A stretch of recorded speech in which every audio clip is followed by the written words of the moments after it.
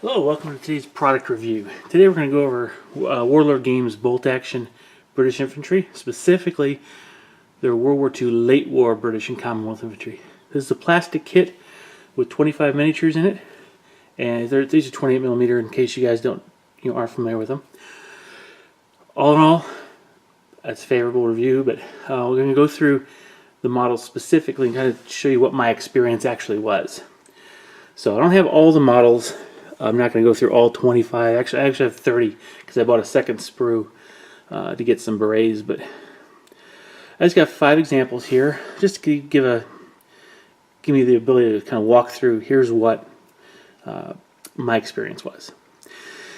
The first thing to know is that all of the soldiers, bodies that are standing, running, assaulting, charging, whatever, they are all one piece. Torso, legs.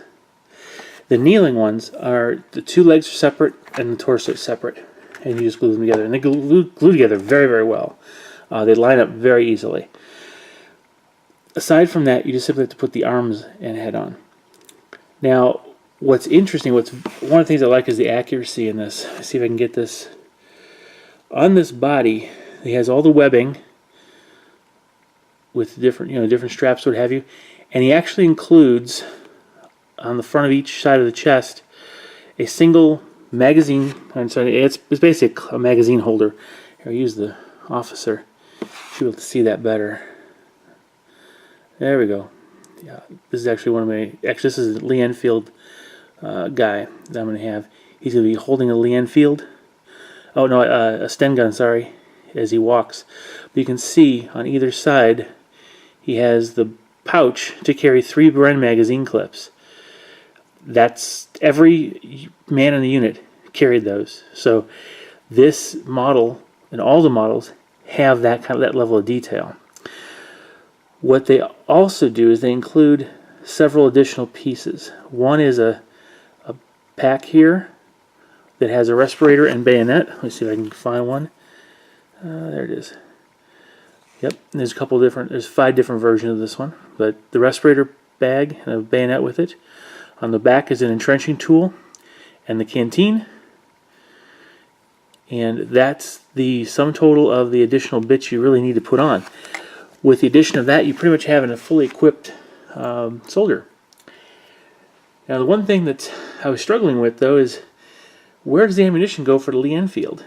And looking around at pictures all over, I cannot find anything that shows me where in World War II they actually had the Lee Enfield clips, stripper clips housed, except they do have a bandolier. This was a piece that was basically 5 pouches. Each pouch carried 2 clips for a total of 10 rounds, and these were slung over the shoulder. It's a bandolier. Problem is the kit only comes with 6 of them, and there's 25 guys in there. And even if you equip as many as you can with as officers and Bren gunners and Sten gunners, submachine gunners, you still need more than 6 to deal with the rest of the Lee Enfield. So I'm not really certain why there are only 6. If any of you out there happen to know where and how the British infantry would carry their stripper clips for the Lee Enfield outside of a bandolier, let me know. I can find pouches that would normally go on the model right here on either side of the belt, right next to the Bren clip carrier. But none of these models have that modeled on it, and there's no detail parts to add from the sprues. So I also, on all the pictures I have of all of my British infantry, I don't see a single one carrying anything but a bandolier, and not all of them have a bandolier, so I'm really curious. Alright, as far as the sprues go, I do think they're very good. They actually come with a lot of extra goods. There's plenty of additional arms. You only have the 5 bodies, but you have several additional heads. Actually, I think you have 8 heads total, and there's 3 that I didn't use on this sprue. So plenty of opportunity to convert or model something a little bit different. 5 of those come in this kit, and then 3 weapon sprues.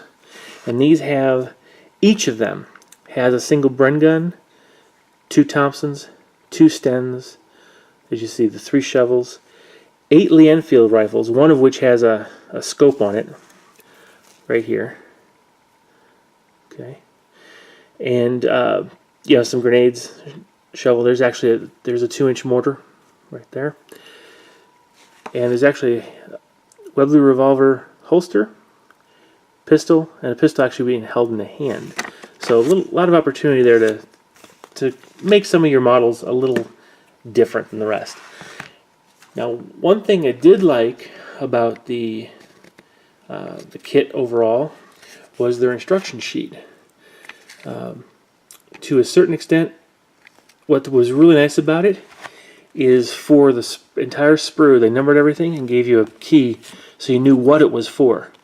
The only mistake I found were on these arms here.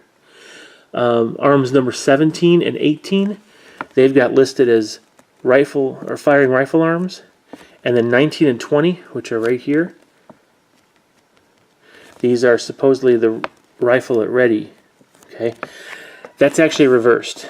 When I tried to make these work, I could not make it happen. So what actually ended up happening, I didn't bring those models up, but when you use number 17 and 18 as, quote, firing, the front hand doesn't mesh nicely with the Lee Enfield. So you actually do have to lower the weapon a bit to make it fit. So you lower the arm, I mean, to make the weapon fit nice and lined up. But because arms 19 and 20 are designed to be firing, they line up perfectly. That's exactly what this guy is doing here. So this is arms 19 and 20. And when you sit the rifle in there, let me grab a rifle.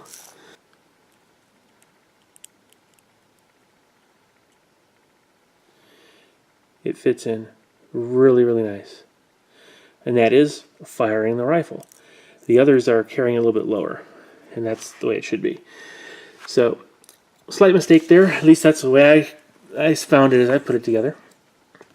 What was really nice is, though, having a lot of these different weapon hand options, I was able to create this character who, using one of the Sten gun arms and the walking hand, sorry, not walking hand, but they call it a gripping hand. It's such a closed fist, but it looks like he's walking. It's on the posed model that is walking. If I put the weapon in his hand, there, it's going to be like this. He will be holding it just with the Sten gun arm, the stock underneath his arm, in his hand. He's supporting it with the one hand and forearm, walking with this. So, like he's temporarily put his hand down for a bit. A more relaxed pose. I do have some walking guys in here. I was able to use one of the arms to hold the helmet, as I talked about in my first video. You could actually even use some of the hands to salute, even though this is actually supposed to be being like the guy's moving to take his beret off. Now, one of the things that I really enjoyed was having the wide variety of heads. It gave me a lot of opportunity to not use the mustached ones and get some nice even distribution of the different heads across it. But when I was building my officer, something didn't look right to me.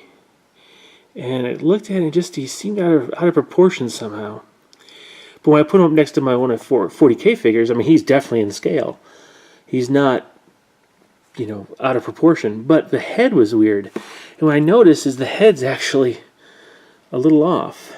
Let me get one of these helmet heads here. We'll start with one of those as an example. Let's see. I'm going to zoom in a bit. Okay. This is a 1/48 scale German tanker. I'll put this behind here for some contrast. Okay, there's his head. The head of a 1/56th scale is actually just about the same size, if not just a shade bigger. Matter of fact, if I get the actual sprue out with the heads on it, here we go. Put him right between these two. You can see the 1/48th scale, which is supposed to be larger, has a slightly smaller head. So, but when you actually look at the two models together, the 1/48th scale is proportionally taller, like it's supposed to be. And now, granted, the British gear is a little bit more baggy, so it looks a little bit bigger. But really, the arms, they're about the same size. It's just the head seems to be, it's almost cartoony.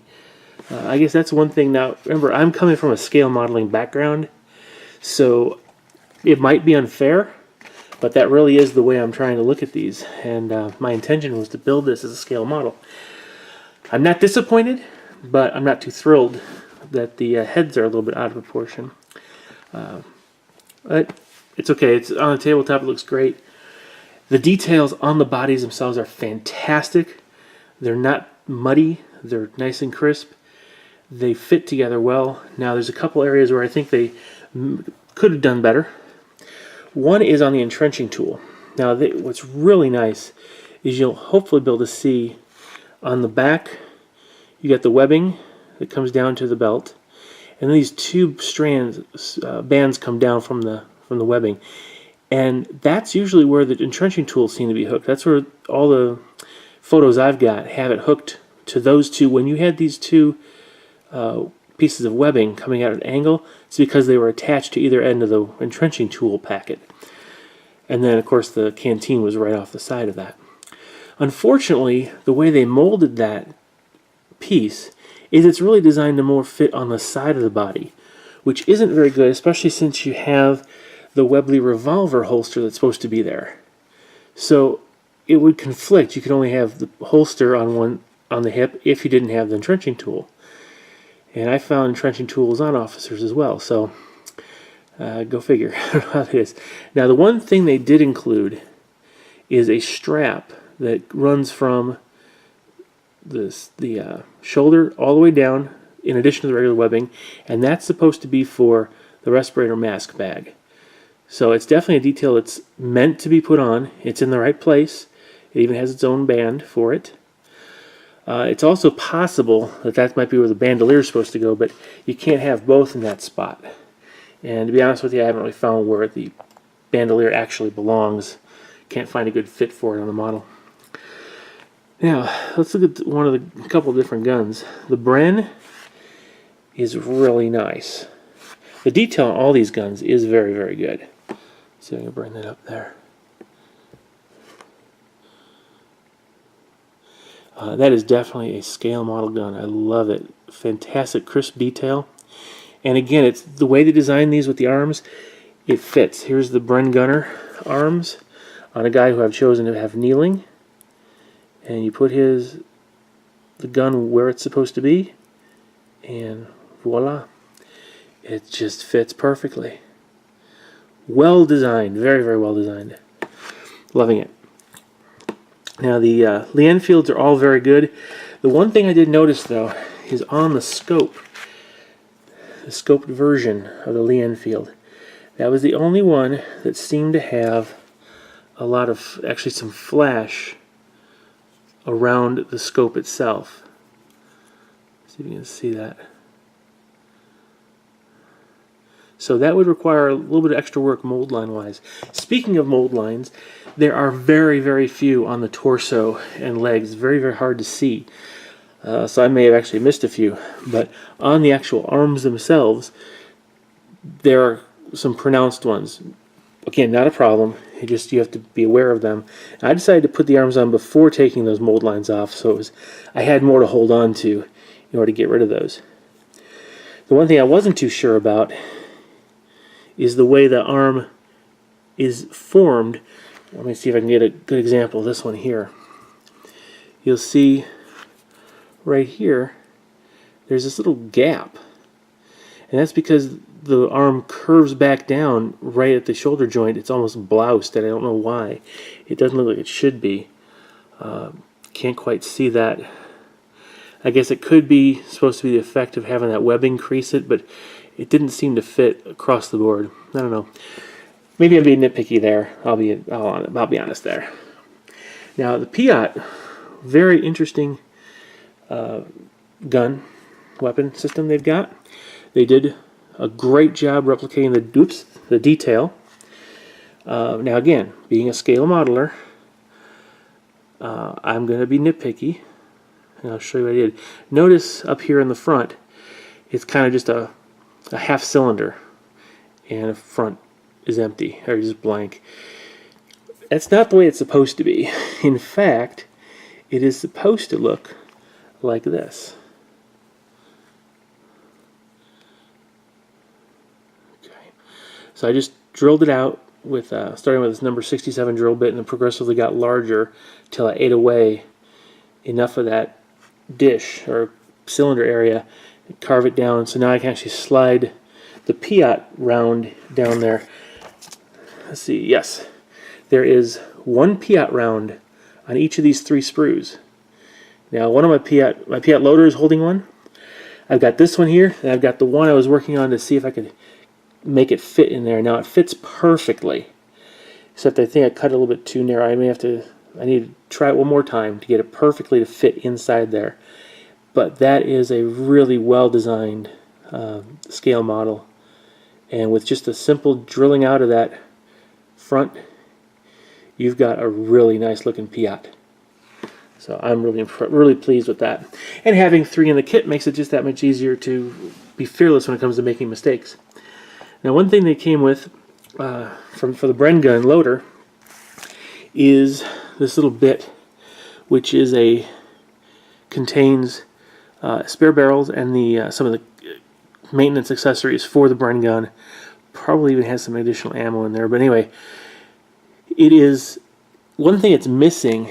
It's detailed on both sides with the canvas cloth, but it is missing the carrying strap. Now I've got some strip styrene. It's HO scale 1x3s from model railroading, and those actually will work. It's about a 2-inch wide strap at that point, but I'm going to use that to mount on this bit and have it slung over the shoulder of the assistant Bren gunner, and actually have it as a loose strap on the one that's going to be on the ground next to the one that's kneeling. So they've gone to the extent of including additional containers for the Piat rounds, a single pickaxe per each of these 3 sprues. There's 3 binoculars, so you can make several. You can make your forward spotter or forward observer or your officers that way. Really nice. So their backpacks, they got quite a nice variety, and they give you more than just the 5. I think they gave you a total of 6 per sprue. And now you're not going to need, if you're going to use backpacks, you're going to have some with the bedrolls and some without. Actually, there are 2 that I used have the tin cup, enamel cup with it. These 2 lack the cup. This one lacks the cup and bedroll. This one has a 2-inch mortar on it, and I think it had no bedroll in there either, or cup. So you're going to get a little variety in the packs, but details on all the detail parts are fantastic, and I'm really looking forward to putting these together. So overall, it's a really good kit. I definitely can't wait to get 2 more, because I definitely want to have a couple different platoons. I want a full-strength Dragoon platoon and a full-strength Rifles platoon, plus some additional men for heavy weapons and spotters, you name it, just all the different kind of things you can have in the British Army. So definitely recommend the kit with the only caveats being be prepared to, put these together one piece at a time. Don't rush through it, because if you take your time, clean the flash off, what little bit there is, these will come together really nice, and they'll look fantastic on the table, and you can actually get the arms into position with the weapons very, very easily. They match up beautifully. So that's my experience with this kit. I'm liking it. Can't wait to get more, and hopefully you got something out of this video. Stay tuned for the next progress report on the build, and we'll just kind of see where this goes. All right. Thanks for watching. Share, like, subscribe, and I'll see you in the next video. Bye-bye.